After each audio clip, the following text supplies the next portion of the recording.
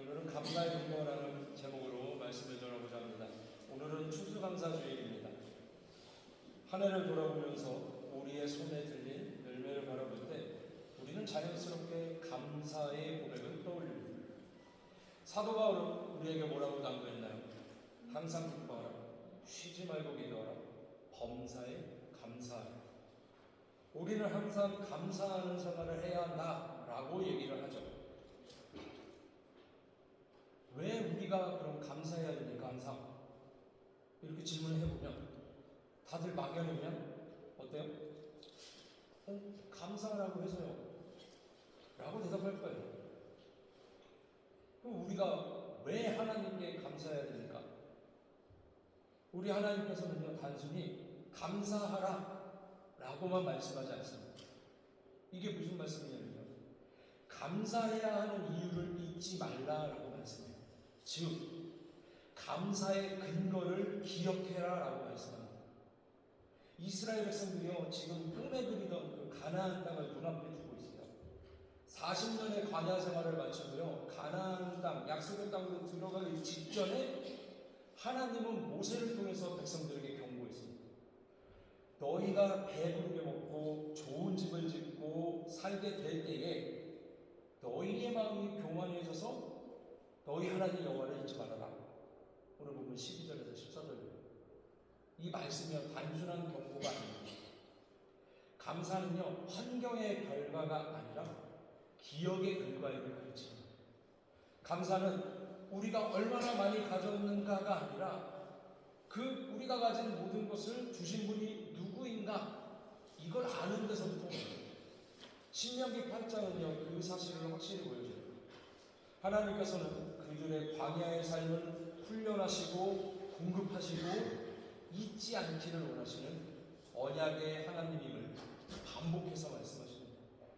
즉 감사의 근거는요 우리의 상황이 아니라 하나님 자신입니다. 그래서 오늘 제가 감사의 근거라는 제목으로 함께 말씀을 나누고자 하는데요, 그러면 우리가 하나님께 감사해야 하는 근거가 무엇입니까? 첫 번째, 하나님이요 우리를 훈련하시면서 복을 주시는 분이라는 거예요. 이게 오늘 2절에서 5절 말씀인데 8장 이스라엘 백성이요 40년 동안 광야를 걸었던 이유는 단순히 길을 잃었기 때문이 아니에요. 하나님은요 그 시간을 훈련의 시간, 성숙의 여정으로 사용을 했어요. 모세가 이렇게 얘기하죠. 너희 하나님 여호와께서 이 40년 동안 너희들에게 광야길을 걷게 하신 것을 기억해라. 이는 너를 낮추시며 너를 시험하사 너희들의 마음이 어떠한지 그 명령을 지키는지 아니면 안 지키는지 알려고 하십니다. 하나님이요 우리를 광야로 이끌 때가 있어요. 삶이 막힌 것 같고요 길이 없는 것처럼 느껴질 때가 있죠. 그러나 그 순간에도 하나님은요 우리에게 무언가를 가르치고 계십니다. 이스라엘이요 이집트에서 노예 생활에서 해방이 됐죠. 하지만 그들의 마음이요 여전히 이집트의 종이었어요. 하나님은 그들의 마음을 새롭게 하시고 자유의 백성으로 빚어가셨습니다. 하나님은요 그들을 낮추셨어요. 낮춤은 굴욕이 아니라 신앙의 기초 작업입니다. 사람이요 교만할 때는 자신을 의지하지만 낮아질 때는요 하나님을 의지하게 되어 있습니다. 광야는 이스라엘이 스스로를 내려놓고 오직 하나님만을 바라보게 되는, 그렇게 될 수밖에 없는 자리였습니다. 그래서 모세는 너를 낮추시며 너를 시험하사 너희들의 마음이 어떠한지 알려고 하셨다라고 하는 거죠. 하나님은 단순히 그들의 행동을 보시려고 하는 게 아니라 그들의 마음이 진실로 하나님을 향해 있는지 확인하려고 하셨습니다. 그 훈련의 내용이 구체적이었습니다. 너를 낮추시며 너를 줄이게 하시며 또 너를 알지 못하며 너희 조상들도 알지 못하던 하늘에서 내려왔던 만나를 너희에게 먹이셨습니다. 이스라엘은요 광야에서 만나라는 신비한 음식을 경험했습니다. 하지만 그 만나는 단순한 생존 수단이 아니었어요. 하나님은 만나를 통해서도 이렇게 말씀하시죠. 예수님이 시험을 받으셨을 때 사람이 떡으로만 사는 게 아니라 여호와 입에서 나오는 모든 말씀으로 살 것입니다. 하나님은 우리의 육체만이 아니라 우리의 믿음을 살리시기를 원하십니다. 광야는 결핍의 장소였지만 장소였지만 동시에 하나님의 공급을 비우는 장소였어요. 8장 5절을 보니까요, 그들의 옷이 헤어지지 않고 발이 부르트지 않았습니다. 이것은 하나님의 세심한 돌보심을 보여줍니다. 비록 그들에게는 넉넉한 삶의 조건이 없었어요. 광야 생활이었습니다. 하지만 하나님은요, 그들이 살아가는 데 필요한 모든 것을 채워주셨습니다. 그 과정 속에서 하나님은 계속해서 내가 너희의 아버지다라고 말씀을 하셨습니다. 시편 말씀에 보면요, 너는 사람이 그 아들을 징계한 같이 내 하나님 여호와께서 너를 징계하시는 줄 마음에 생각하라 말씀입니다. 아들을 징계하지 않으면 친아들이 아니니 사생아라고 얘기하잖아요, 성경. 즉 징계의 목적이요, 혼내려고 그냥 파멸이 아니라 성숙이었죠. 사랑하는 성도 여러분, 우리의 인생에도 광야 같은 시간이 분명히 있어요. 질병으로, 또 학업과 사업의 실패로, 관계 속의 어려움으로, 혹은 예상치 못한 사고들로 마음이 아픈 때가 있습니다. 하지만 그때를 지나고 보면 우리는 깨닫습니다. 그 시간 속에서 하나님이 우리를 낮추시고 믿음을 단단하게 하셨다는 사실을 말이죠. 고난은 고통스럽지만 하나님의 손에 붙잡힐 때는 가장 깊은 은혜의 학교가 됩니다. 종교개혁자 장칼렙은 이런 말을 남겼습니다. 하나님은 당신의 자녀를 결코 버리시지 않는다. 다만 그들을 훈련시키신다라고 말씀했습니다. 하나님은 우리를 광야로 몰아넣는 분이 아니라 광야를 통과시키면서 거룩한 인격으로 세우시는 분이에요. 그렇게 우리는 광야에서도 감사할 수 있는 거죠. 하나님이 나를 버리시지 않고 지금도 다듬고 계심을 믿기 때문입니다. 옛날에 한 농부가 있었습니다. 그 농부는요, 한 해의 수확이 끝난 후에 밭을 가만히 두지 않았습니다. 그는 바로 밭을 갈고 돌을 골라내고 다시 이제 씨 뿌릴 준비를 했어요. 그러니까 마을 사람들이요, 이제 좀 쉬어라. 수확하자마자 그게 뭐하고 있는 짓이냐, 이렇게 얘기를 했대요. 그럴 때 농부가 이렇게 대답을 했습니다. 땅은요, 그대로 두면 굳어버립니다. 이것이 쉬는 것처럼 보이지만 사실은 죽어가는 거죠. 이렇게 얘기했대요. 이 농부의 말처럼 하나님이요, 우리 인생을 가만히 내버려 두지 않아요. 우리 마음이 굳지 않도록, 우리의 영혼이 깨어 있도록 끊임없이 하나님은 우리를 손질하십니다. 그것이 때로는 고통스럽게 느껴지지만 사실은 하나님의 사랑의 증거라는 거예요. 신명기 8장 말씀은요, 그 사실을 우리에게 다시 일깨워줍니다. 너를 낮추시며 너를 시험하사 너의 마음이 어떠한지 보셨다. 이 말씀은 징계의 선언이 아니라 관계의 회복을 위한 초대입니다.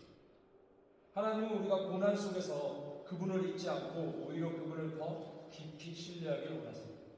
그래서 광야는요, 저주의 땅이 아니라 감사의 땅이죠. 광야의 끝에서 우리는 이렇게 고백을 합니다. 주님, 이 모든 길을 통해 저의 믿음을 자라게 하셨습니다. 감사드립니다.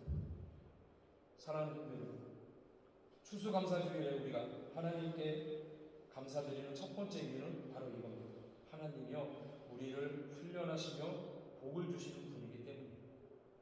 우리를 버리지 않으시고 포기하지 않으시며 지금도 믿음의 길을 계속 다듬어 가시는 거예요.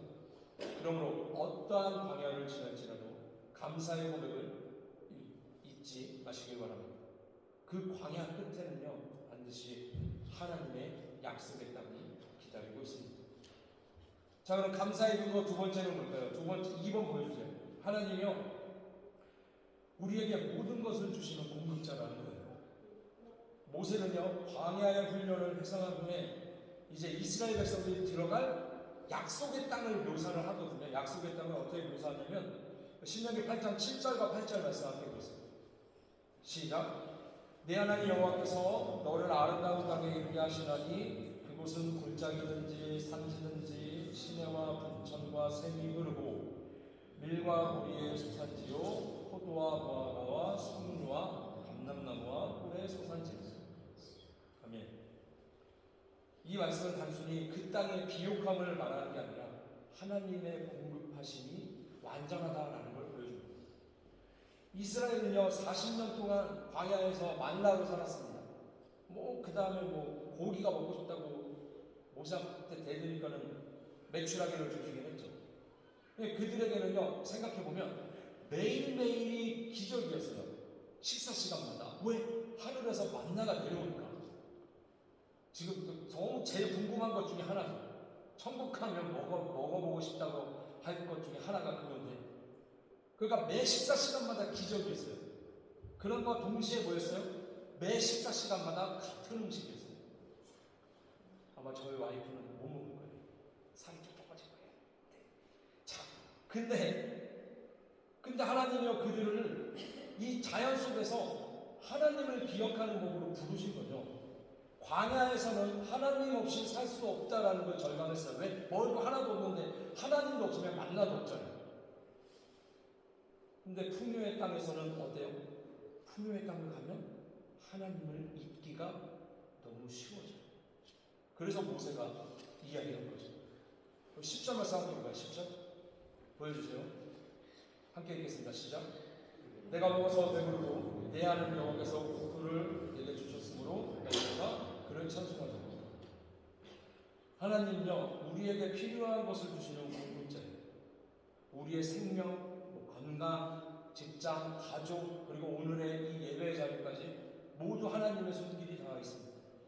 우리가 땀 흘려 일하고 열심히 계획하며 살아가는 모든 과정 속에도 결국 결과를 주시는 분은 하나님입니다. 오늘날 사회는요 모든 것들을 내 노력의 결과로 돌리려고 합니다. 하지만 오늘 보면 17절은 이런 교만한 생각을 경고합니다. 17절 함께 봅니다. 시작. 그러나 내가 마음에 이르기를 내 능력과 내 손의 힘으로 내가 이 재물을 얻었다 말할 것이라. 하나님이요 이스라엘에게 분명히 경고했습니다. 18절에 보니까 내 하나님 여호와를 기억해라. 그가 너에게 재물 얻는 능력을 주신 것이다. 그런데 17절은 다른 얘기를 하고 있죠. 여러분 사람은요 풍요로워질수록 하나님과 멀어집니다. 가난할 때 열심히 기도하던 사람이요 부유해지면 기도를 잃어요. 광야에서는요 주님 살려주세요 제발 이렇게 고백하던 일술들이 약속의 땅에 도착하니까 끝났다. 드디어 끝났다. 내가 해냈다. 이렇게 바뀐다는 거예요. 그러나 감사의 신앙은요 풍요 속에서도 하나님을 기억하는 거예요. 참된 감사는요 내가 이렇게 없지만 참 감사하다. 이것도 중요하지만 이거보다 더 중요한 게 뭐냐? 있을 때 잊지 않는, 잃어버리지 않는 감사의 마음입니다. 그래서 신명기 8장은요 우리에게 감사의 이유를 넘어서 감사의 태도를 가르쳐줍니다. 성경 속에서도요 하나님의 이 공급하심을 잊지 않은 사람들이요 모두 다 감사의 사람이었습니다. 특별히 요셉을 한번 보면 요셉이 이집트의 총리가 돼서 풍요를 누렸죠. 그런데 그 자리를 자신의 능력이라고 결코 생각을 하지 않았습니다. 훗날 형들이 요셉을 알아보고 미안하다고 100번 사과할 때 요셉이 뭐라고 그랬습니까? 형들한테 당신들이 나를 여기에 팔았지만 이것은 하나님이 나를 먼저 보내사 형제들의 생명을 구원하게 하신 것입니다. 창세기 45장 5절에 말씀. 요셉은요 자신의 위치를 하나님의 공급의 결과로 보았습니다. 그래서 그는 끝까지 교만하지 않았고요 오히려 감사와 축복의 통로가 되었습니다. 사랑하는 성도 여러분, 우리의 삶도 그렇습니다. 오늘날 우리가 누리는 풍요, 이 교회의 자리, 예배의 자유, 이 모든 것이요 사실은 하나님의 은혜의 열매입니다. 비가 내리지 않으면 농작물은 자라지 않고요 해가 비추지 않으면 열매 맺지 못해요. 하나님이 우리에게 허락하신 태양과 공기와 물, 이 세 가지 중에 하나라도 없었다면 지금 우리는 없겠죠. 그렇게 추수감사절은요 열심히 수고하셨습니다, 1년 동안 고생했습니다 하는 날이 아니라 하나님이 이 모든 것을 주셨습니다 라고 고백하는 날입니다. 한 아이가 있었습니다. 그 아이가 어느 날 부모님께 받은 용돈으로 부모님의 생일 선물을 샀습니다. 작은 꽃 한 송이를 사가지고 예쁘게 포장을 해서 그러자 부모님은 그 꽃을 갖고 엄청 기뻐했습니다. 그 선물이 본래 뭐예요? 내가 준 용돈임을 알고 있었기 때문이에요. 하나님도 마찬가지입니다. 우리가 그분께 드리는 감사의 예물과 찬송은요, 결국 하나님이 우리에게 먼저 주신 은혜의 일부를 돌려드리는 행위입니다. 그러므로 감사는 뭐냐? 하나님이 공급하신 것을 인정하는 믿음의 고백이라는 것입니다. 모세는요, 이스라엘에게 공고했습니다. 너희가 배부르게 될 때에 감사하라. 이렇게 명령을 했습니다. 여러분, 감사는 선택이 아니라 신앙의 의무입니다. 감사는요, 단순히 고맙습니다 이 말이 아니라 하나님이 주신 모든 것을 기억하는 행위예요. 그 기억 속에서 우리는 교만을 경계하게 되고 은혜를 붙들게 됩니다. 사랑하는 성도 여러분, 오늘 추수감사주일에 우리가 고백해야 할 감사는 단지 수확의 풍요가 아닙니다. 우리의 생명을 붙들어 주신 하나님, 그리고 실패 속에서도 다시 일어설 힘을 주신 하나님, 모든 상황 속에서 여전히 우리에게 공급해 주시는 그 하나님께 감사를 드려야 됩니다. 감사의 마음을 잃는 순간에 풍요는 무상입니다. 그러나 감사의 마음을 지키는 순간 풍요는 은혜가 됩니다. 그러므로 오늘 우리의 감사는 이렇게 고백해야 됩니다. 하나님, 내가 믿는 이 모든 것들이 주님께로부터 왔습니다. 내가 가진 모든 것은 주의 손에서 받은 것입니다. 이 풍요의 계절에 주님의 이름을 찬양합니다. 이것이 바로 신명기 8장이 가르치고 있는 감사의 본질입니다. 하나님께서 우리의 모든 것의 공급자 되심을 잊지 않기를 축원합니다. 자, 그리고 마지막으로 감사의 근거 세 번째, 하나님은요, 우리가 그분을 잊지 않기를 원하시는 언약의 하나님입니다. 모세가 마지막에 이렇게 경고했어요. 11절 보니까 내가 오늘 내게 명하는 여호와의 명령과 법도와 규례를 지키지 아니하고 내 하나님 여호와를 잊어버리지 않도록 삼갈지어다. 이게 8장 11절 말씀이거든요. 여러분, 감사의 반대는요, 불평이 아니라 망각이라고 합니다. 망각. 감사를 잃는 순간 우리는 하나님을 잊습니다. 그리고 하나님을 잊는 순간 신앙은요, 방향을 잃어요. 이스라엘은요, 광야에서는 하나님께 부르짖었습니다. 하지만 가나안의 풍요를 누리게 되자 그들은 하나님 대신 바알과 아세라 신상을 섬겼어요. 그들에게 오히려 풍요는 축복이 아니라 시험대였어요. 그래서 여호와 하나님이 신명기 8장에서 이렇게 단호히 말씀하신 거죠. 오늘 본문 19절 보니까 네가 여호와를 잊어버리면 반드시 멸망한다. 이 말씀은요, 무서운 경고처럼 들리지만 사실은 사랑의 호소입니다. 하나님은요, 인간들에게 잊혀지는 것을 두려워하는 분이 아니에요. 무슨 연예인이 아니라는 얘기예요. 팬들이 나 싫어하면 어떡하지? 팬들이 떠나면 어떡하지? 이러는 분이 아니라는 거죠. 그분은요, 우리와의 관계가 끊어지는 것을 안타까워하는 분이에요. 하나님은 손해보는 게 없어요. 그냥 우리 죽어가는 영혼들이 안타까워하실 분이거든요.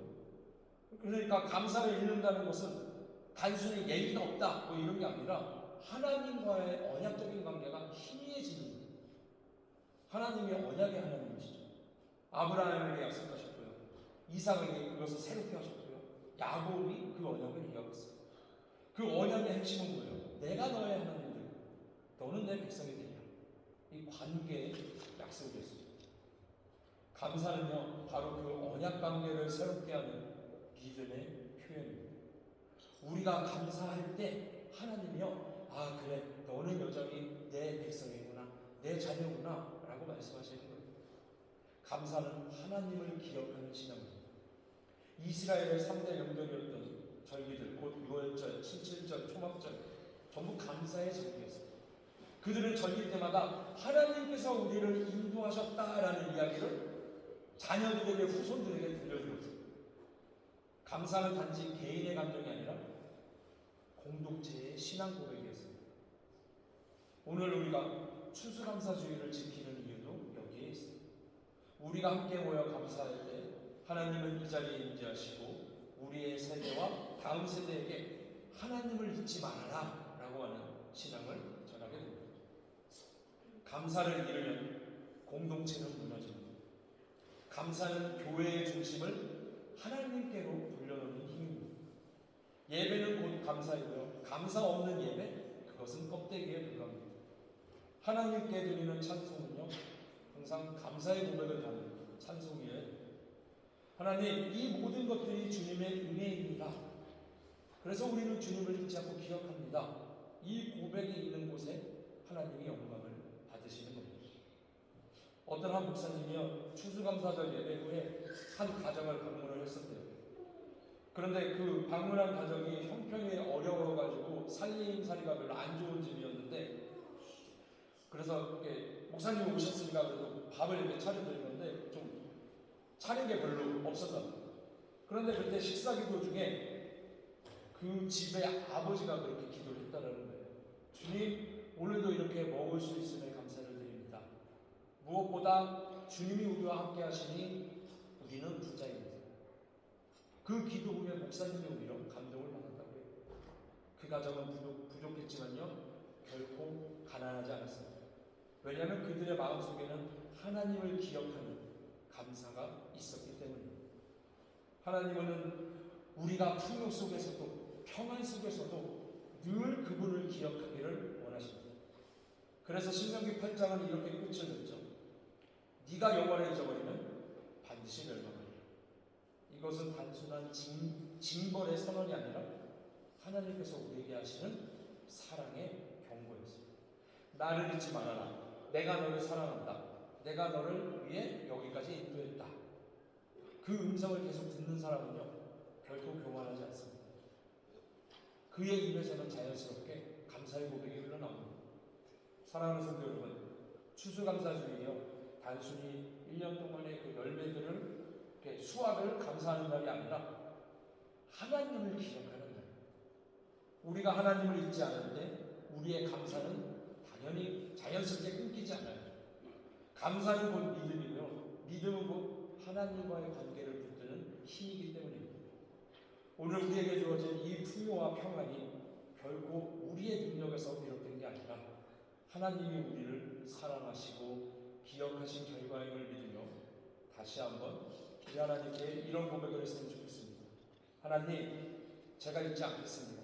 광야의 날에서도 풍요의 날에서도 언제나 하나님을 기억하며 감사하겠습니다. 신명기 8장은요, 우리에게 이렇게 세 가지 감사의 이유를 말씀합니다. 하나님은 우리를 훈련하시며 복주시는 분입니다. 하나님은 우리에게 모든 것을 공급해 주시는 분입니다. 하나님은 우리가 그분을 잊지 않기를 원하시는 언약의 하나님입니다. 감사는요, 단순한 감정이 아니라 하나님을 기억하는 신앙의 태도입니다. 오늘 추수감사주일 우리의 입술에서 이렇게 고백되기를 원합니다. 내 영혼아 여호와를 송축하며 그의 모든 은택을 잊지 말지어다. 시편 103편 2절 말씀입니다. 사랑하는 성도 여러분, 하나님께서 우리의 모든 것의 주관자 되시고 우리를 훈련하시며 복을 주시고 우리에게 모든 것을 공급하시고 우리가 하나님을 잊지 않기를 원하시는 그 언약의 하나님이라는 사실, 그 사실을 잊지 않으시는 저와 여러분 다 되시기를 축원합니다. 할렐루야.